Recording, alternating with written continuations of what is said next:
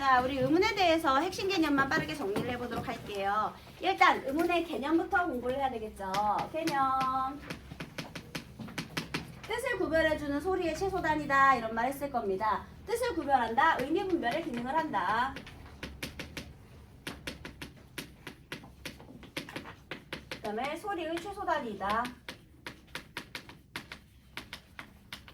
여러분 여기서 그럼 의문 말고 음절은 뭐예요? 의문이 모여서 음절을 이룰 거거든요. 음절은 뭘까? 음절은 한 번에 낼 수 있는 소리마디예요. 묶어가지고 한 번에 낼 수 있는 걸 하나의 음절이라고 하죠. 그럼 우리나라에서는 하나의 음절 안에는 반드시 이것이 포함되어 있어야 돼요. 뭐죠? 모음. 모음으로 음절이 되거나 자음 모음으로 음절이 되거나 모음 자음으로 음절이 되거나 자음 모음 자음으로 음절이 되거나 어쨌든 모음 하나가 하나의 음절을 이루는 거죠. 자, 물론 반모음 제외. 자, 그 다음에요. 여기서 우리 의미 분별의 기능을 하는 것은 무엇으로 알 수 있느냐? 바로 최소 대립상 대비를 통해 알 수가 있어요. 만약에 평가원에서 의문 관련된 문제를 낸다. 그러면 뭐 유치하게 뭐 기억 니은 관련된 문제는 당연히 나오지 않을 것이고요. 중세국어의 의문은 저번에 나왔죠. 작년에 중세국어의 의문에 대해서 나왔잖아. 그러니까 우리 또 중세국어의 의문 관련해서도 좀 나올 확률이 적지만 만약에 평가원에서 의문 문제를 의문의 변동 대신 의문 개념을 묻는다 그러면 최소 대립상 대비는 충분히 나올 수 있어요. 자, 그러면 최소 대립상 대비가 뭐냐?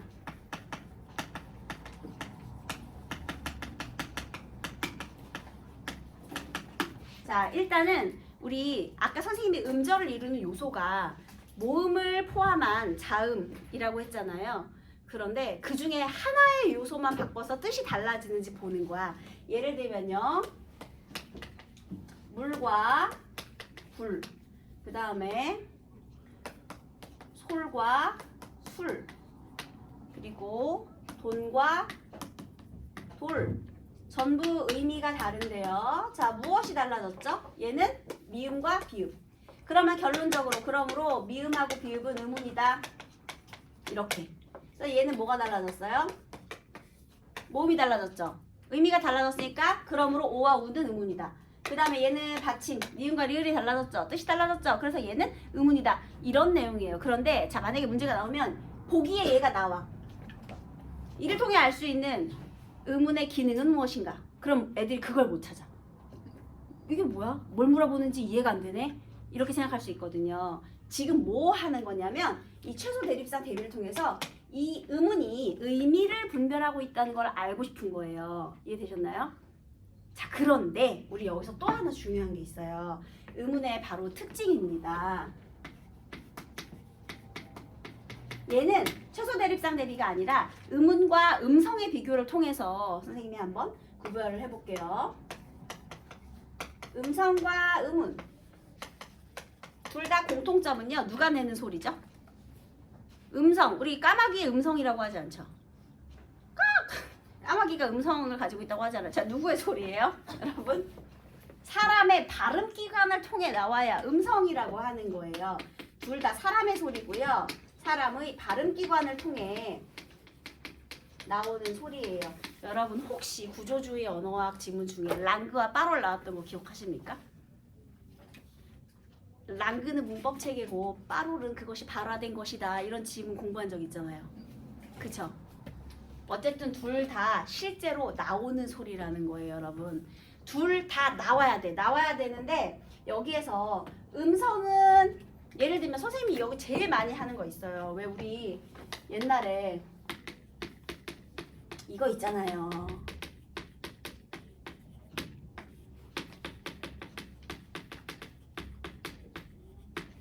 자, 어떤 친구가 이거 정확히 읽으면 꿍꼬도 꿍꼬도 기신 꿍꼬도 이렇게 읽을 수 있어요. 그런데 이거를 듣고 여러분이 만약에 받아쓰기를 한다고 생각해봐. 이렇게 쓰는 사람 아무도 없죠. 발음은 이래도 실제로 정확하게 꿈, 꽉, 쌍시옷 쓰고요. 이렇게 다 구별해서 씁니다. 자, 무슨 소리냐? 사람마다 발음의 차이는 있을 수 있어요. 한마디로 음성은 얘가 실제로 발화해서 나왔어요. 물리적이고 구체적이고 개별적인 소리라는 거예요. 소리가 다 다르니까. 그죠? 그런데 우리 머릿속에서 얘를 전부 같은 음운으로 인식해서 다 같이 꿨어 이렇게 쓴단 말이죠. 한마디로 얘는 머릿속에 있는 소리예요. 그래서 얘는 관념적이고 추상적인 소리입니다. 자, 그러면 다시 음운의 관념적이고 추상적인 소리와 관련한 문제는 어떻게 나올 수 있느냐. 머릿속에 들어있다면서요. 선생님이 두 가지 예를 들어줄 건데요.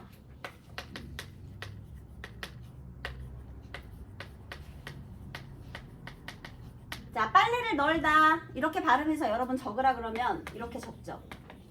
운동장이 넓다 이렇게 해서 적으라 그러면 어떻게 적을 거예요? 넓다. 갑자기 비유는 왜 튀어나왔나요? 여기 비유가 관련된 내용이 어디가 있어? 이것 봐. 음운은 머릿속에 들어있는 소리예요. 우리는 알고 있는 거지. 여기서 된소리 되기 왜 일어났어? 파열음 드니까 된소리 되기 일어난 다음에 탈락시켜준 거 아니에요. 그러니까 머릿속에서 이미 받침이 리을 비읍. 아, 여기에 있는 디귿은 파열음 비읍 뒤에 있는 디귿이니까 된소리를 읽어야 돼를 우리가 모국어 화자로서 알고 있는 거야. 그래서 넓다라고 발음한 다음에 자음 세 개 연달아 발음 못하니까 탈락을 시켜버린 거죠. 자, 얘도 바로 추상적이기 때문에 이런 일이 일어나요. 그리고 또 하나. 어떤 외국 사람이요 와가지고요 그 팔이 아파요 했어요. 그래서 팔이 아파? 왜 어디가 아파? 그랬더니 팔이 아파요 이래. 그래서 아니 팔 봐봐 병원 가보고 했더니 그래 아이고 팔이 아파요 했더니 알고 보니 발이었어요. 여러분, 자 여러분, 우리 아까 음운은 우리 소리라고 했잖아요. 그런데 그 소리가 외국 사람하고 우리나라 사람하고 인식하는데 차이가 있네. 이게 추상적이라는 거지. 다시요. 얘는 추상적이기 때문에요. 음운은요. 각 문화권마다 다르게 인식할 수 있다. 얘도 또 특징이 될 수 있는 거예요. 각 문화권마다 또 다르게 인식을 할 수가 있겠지. 그래서 예를 들면 우리나라는 자음을 삼지적 상관속에 의해서 예사소리, 거센소리, 된소리로 인식하겠죠. 근데 외국은 어떻게? 그러니까 영어권에서는 어떻게 인식하죠? 유성음하고 무성음 이렇게 그렇게 인식을 하죠, 여러분. 그래서 그렇게 다르게 인식할 수 있다. 그리고 또 여러분 선생님이 여기에서 그래서 이제 발음이 이렇게 다르게 인식할 수 있다는 이해됐죠? 안 적어도 되겠죠? 그런데 요거 한번 볼게요. 우리나라에 자, 리을 우리나라는 리을 그냥 리을 하나지. 유음 리을 하나잖아요. 이게 그냥 좋은 방법은 혀의 양끝으로 공기를 흘려 내보내는 소리죠. 그런데 얘는 영어에서는요 두 가지로 나눠주죠. 그쵸? 이거 잠깐 지울게요. 네, 이렇게 두 가지로 나눠주잖아 얘들아. 참고로 우리나라도 얘를 설측음, 얘는 설탄음 또는 탄설음, 탄설이나 설탄이나 같은 거예요. 탄설음. 자, 이렇게 구분해줘요. 자, 얘들아, 얘하고 영어에서는 어떤 게 울림소리야 더? 얘죠? 그러면 그러면 우리 요거를 얘들아, 굴에 있는 리을은 설치음이야 탄설음이야? 아, 영어 발음 기호로 생각해봐. 굴 아니잖아요, 여러분. 굴이잖아. 그럼 뭐겠니? 설치음이에요. 그러면 머리는요? 야, 니네 굴 해봐. 혀 어디 있어? 굴 해봐. 여기 천장에 다 있지. 혀 천장에 안 붙이고 굴 못해요. 여기 입천장 위에 굴 분명히 이 안쪽으로 말려 들어가서 이렇게 딱 이렇게 닫아 있을 거야. 근데 머리는요, 너네 혀를 천장에 붙이고 머리를 할 수가 없어. 멀리 안 되죠, 여러분. 그건 멀리지. 멀리잖아. 이해됐어요? 머리 할 때는요, 이 혀끝이 천장에 안 붙어요. 왜냐면 R 발음이기 때문에 그래요, 여러분. L하고 R하고 다르잖아요. 그러니까 이제 이런 거 구분하는 문제는 나올 수 있어. 평가원이 이런 거 좋아해. 자료를 주고 나서 니네한테 연구하라는 걸 되게 좋아하거든요. 정신 차리세요. 정신 정신 차려. 이런 얘기 아무도 안 해줘 얘들아. 이런 문제 나오면 니네 이제 막 시간 잡아먹는 거야. 근데 우리는 알면 금방 할 수 있지. 자, 예를요 우리나라의 의문 조건에 맞게 해석해 볼게요.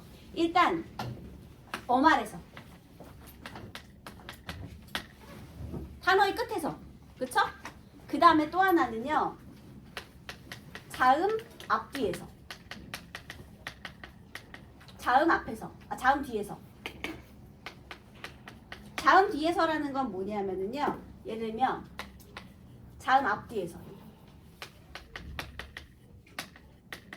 예를 들면 발목, 요것도요 발 다음에 목이에요. 앞뒤로 자음이 왔을 때. 그리고 여기도 있어 진리,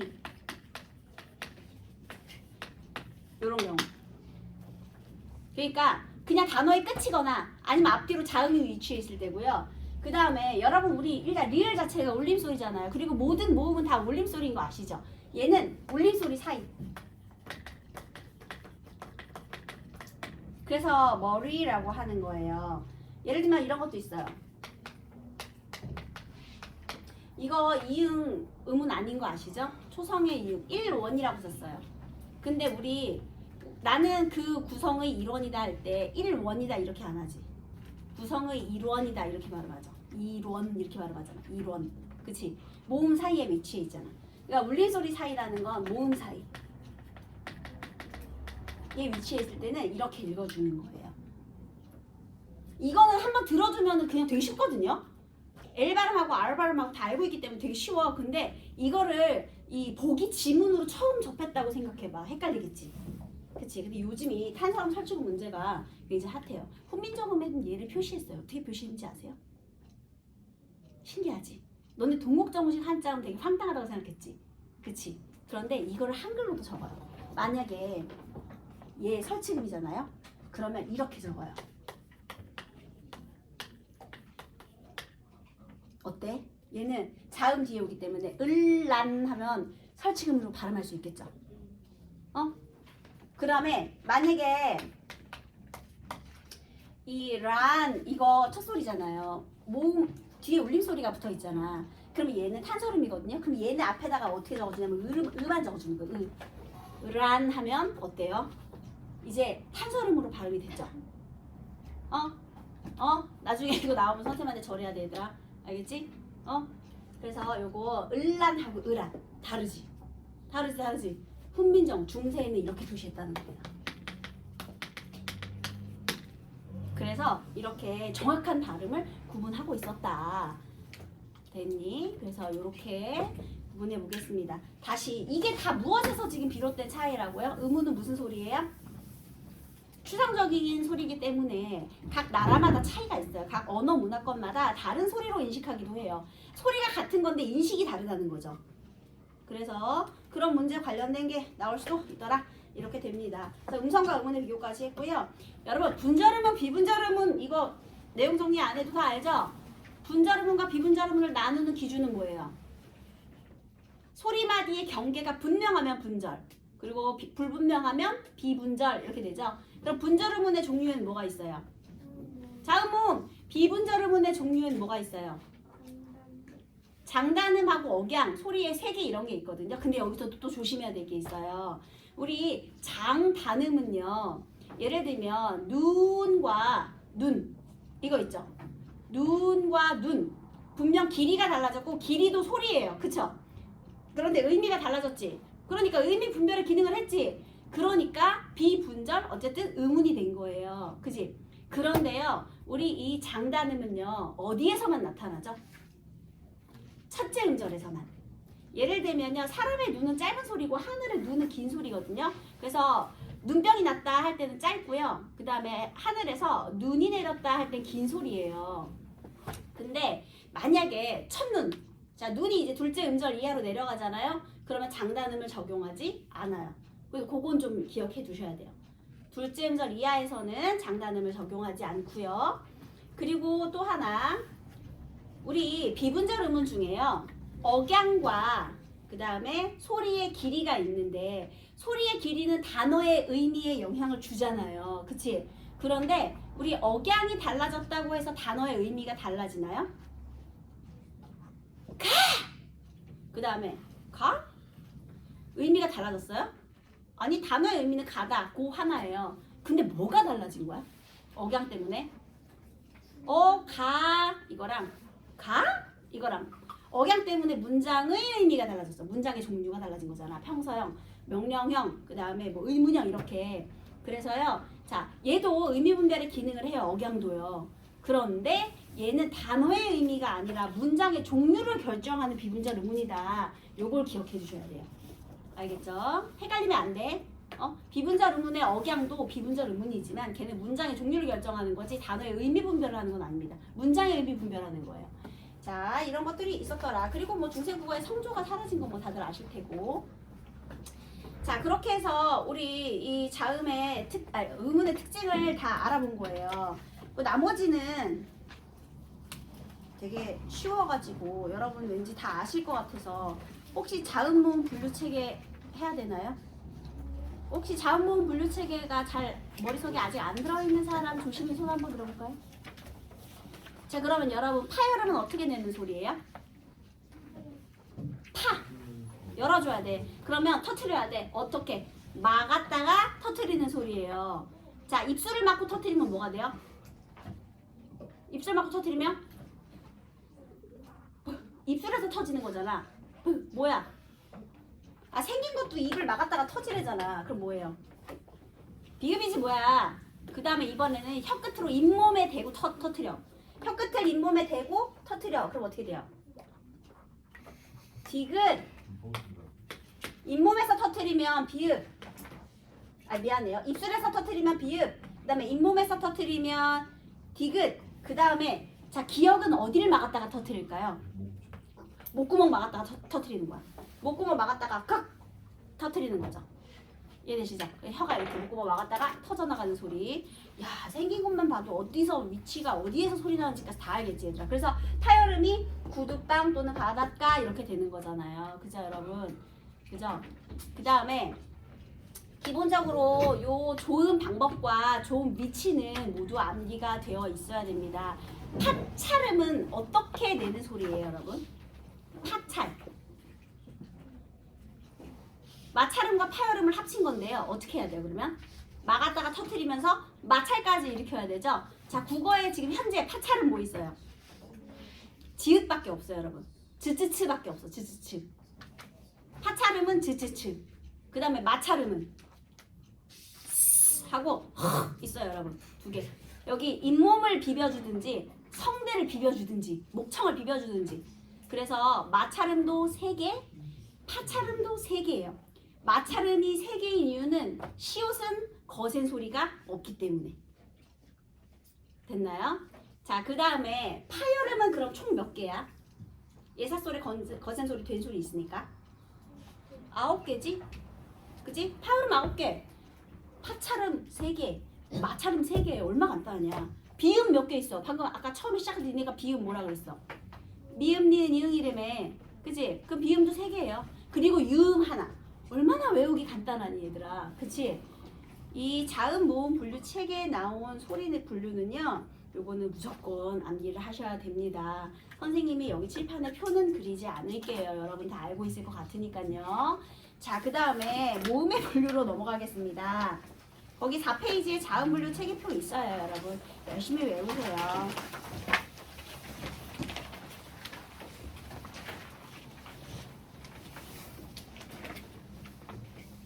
그 다음에 여러분, 자 이제 모음의 분류인데요. 그 모음은요, 일단 공기의 흐름이 발음기관에 방해를 받지 않고 나와야 되고요. 단모음과 이중모음으로 나눌 수 있죠. 얘들아, 근데 있잖아, 단모음 몇 개야? 단모음. 니네 단모음 어떻게 배웠어? 키위 제외의 금붕어 조합 배웠잖아. 몇 글자야? 10글자. 그래서 단모음 10개. 그 다음에요, 이중모음은 몇 개게요? 근데 이중모음이 뭐예요 여러분? 단모음과 반모음을 결합하면 이중모음이 돼요. 결합을 했기 때문에 혀의 위치나 입술의 모양이 발음할 때 변해야 돼요. 그래서 이렇게 분류표를 그릴 수가 없어. 변하니까. 대신 어떤 반모음이 사용되었느냐에 따라서 이중모음은 2개로 나눠져요. 우리나라의 반모음이 세 개가 아니고 두 개예요, 여러분. 반몸 O하고 반몸 U는 같은 거야. 반몸 W라고 해줘요.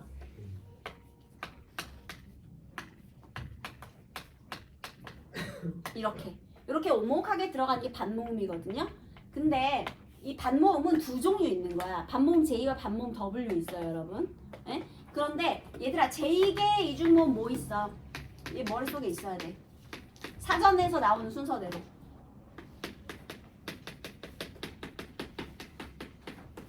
따라하세요. 야예, 여예, 요유, 의. 이 붙여서 외우는 수밖에 없어. 얘들 이거는 그냥 머릿속에 들어있어야 돼. 재료니까 암기해야 돼. 야예, 여예, 요유, 의. 외워야 돼. 와외, 워외. 이거죠, 여러분? 와외, 워외. 설마 아직도 얘가 어떤 두 모음이 결합했는지 모르는 사람 있나요? 얘 뭐가 결합한 거야? 단모음 이에다가요, 단모음 애가 결합한 거예요. 그래서 이에 된 거죠. 얘는 단모음 애가 결합한 거고. 이야, 이에, 이여, 이에, 이요, 이유 이렇게 된 거죠, 여러분? 자, 나머지는 반모음이 다 앞에 있어요. 근데 얘만 뭐가요? 얘만 의에다가 반모음이 뒤에 위치해요. 그래서 여러분, 여기 얘는 이제 오아, 오에 다 이렇게 결합한 거고요. 우리 10개의 이중모음은 반모음이 전부 앞에 위치하기 때문에 우리 이런 거는 상향식이라고 불러주죠. 그죠? 그 다음에 얘만 뒤에 위치하기 때문에 하향식이라고 불러줘요. 그죠? 11개의 이중모음 중에서 반모음이 뒤에 오는 건 얘밖에 없다는 거야. 근데 이건 또 무엇이 중요하냐. 일단 중세국어에서는요, 하향식 이중모음이 굉장히 많았어요. 그래서 예를 들면은요, 우리 단모음이었던, 자, 중세에는요, 현대국어의 단모음인 얘가 문제가 돼요. 여기 지금 이중모음이잖아요. 그런데 자, 얘를 어떻게 읽었대요? 얘 하향식으로 읽어봐봐. 어떻게 쪼개? 아이, 얘는 어이. 그리고 또 하나, 얘도 어떻게 읽어? 오이, 오이. 이렇게 아이, 어이, 오이, 우이. 이렇게 하향식 이중모음으로 읽었대요. 심지어 삼중모음도 있었대요. 삼중모음은 여기서 여기 이제 아이잖아요. 그러면 얘는 어떻게 읽어줄까? 이아이, 이아이. 이런 식으로. 야이니까요. 지금 이게 얘가 야하고 이거든요. 근데 얘는 이하고 아잖아. 그러니까 이아이 이런 식으로. 이게 야이니까. 이아이. 이렇게 삼중모음도 있었어요. 그래서 주격조사의 쓰임과 또 관련이 있죠. 주격조사가 가가 필요 없었던 게 그냥 모음 뒤에 하향식이 이니까 이만 붙이면 된단 말이야. 무조건 그냥 이를 때려 박으면 돼. 이런 것도 여에다가 이니까 이여이 이렇게 읽었겠지.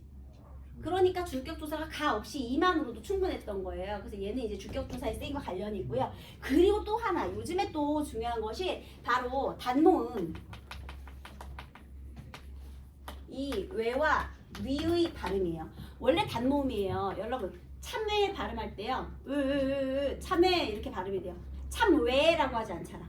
그쵸? 그 다음에요, 얘도요, 그냥 위 할 때 그냥 위 하면 되는데 오위 이렇게 이중모음으로 발음하는 것도 허용한대요. 그런데 자, 원래 입술의 모양이 변하지 않아서 외로 발음해야 되는데, 자, 얘는 또 무엇을 허용하느냐? 얘들아, 얘를 이중모음으로 발음하려면 혹시 어떤 발음인지 아시나요? 왜예요, 왜? 이가 아니고 이렇게 읽는다는 거야. 발음이 이거. 왜 발음이라고? 왜 단모음으로 발음하던지 이중모음으로 발음하려면 이렇게 발음해야 돼요, 여러분. 참외, 참외. 이렇게. 이해됐어요? 외국 아니면 외국. 외국. 외로 읽는다고. 왜하고는 분명히 다르잖아. 그치? 왜 그랬어? 왜하고는 다르거든요. 그래서 이 왜를 단모음으로 읽을 때는 요거 중요해요. 요걸 많이 물어봅니다, 요즘에. 오케이? 네. 얘는 그냥 우이고요. 얘도 단모음, 이중모음 둘 다 되는데. 그래서 이런 발음으로 읽어준다. 이렇게 기억하시면 되겠고요. 그 다음에요. 이거는 지금 선생님이 이중모음 얘기했잖아요. 단모음은 키위즈의 금붕어조와의 분류 기준이 3개가 있죠. 먼저 전설 모음과 후설 모음을 나누는 기준이 뭐예요? 혀의 앞뒤 위치 맞아요, 틀려요? 틀렸어요. 혀의 앞뒤 위치라고 하면 절대로 안 돼. 자, 우리가 요거 하나만 빨리 할게. 이에 비웨 으어 아우. 자, 얘가 전설 후설이거든요. 그러면 선생님이 요거하고 요거만 한번 해볼게요. 이하고 으를 할 건데 이하고 으 할 때 혀가 이렇게 앞뒤로 왔다리 갔다리 하니? 아니죠. 이, 으거든요. 그러면 혀의 앞뒤 위치가 아니라 혀의 최고점의 위치라고 해요. 혀의 최고점이 앞에 있으면 전설, 혀의 최고점이 뒤에 있으면 후설. 그러니까 혀의 최고점의 앞뒤 위치지 혀의 앞뒤 위치가 아니라는 거. 그 다음 고중 저모음은 혀의 높낮이와 관련이 되어 있는데요. 입을 크게 벌리는 게 고모음이야 저모음이야? 아. 혀가 내려가면 입이 커지죠. 입이 커지는 걸 우리가 개구도라고 해요. 개구도가 가장 큰 것은 저모음이에요. 그래서 치과 가면 뭐라고 해? 아 해보세요. 아는 후설 모음인데다가 저모음이기 때문에 입을 크게 벌리고 혀를 뒤로 보내야 되기 때문에 이가 잘 보여서 아 하는 거예요. 알겠죠 여러분? 네 여러분 이거 숙제. 여기 있는 문제 다 풀어오세요. 뒤에 몇 문제 안 되거든요. 꼭 풀어오세요.